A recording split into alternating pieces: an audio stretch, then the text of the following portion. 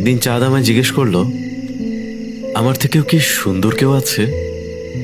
আমি হেসে বললাম, হ্যাঁ আছে, তুমি সুন্দর, কিন্তু তার সামনে তুমিও ম্লান।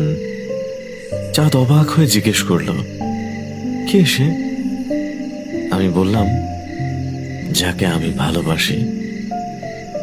চাঁদ বলল, তুমি পক্ষপাতিত্ব করছো।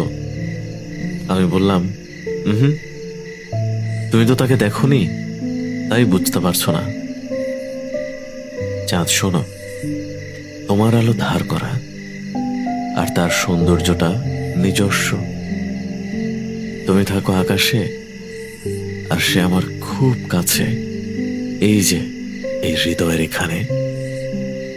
তাই বলি, চাঁদ তুমি তো সুন্দর, কিন্তু সবচেয়ে সুন্দর সে, যাকে আমি ভালোবাসি।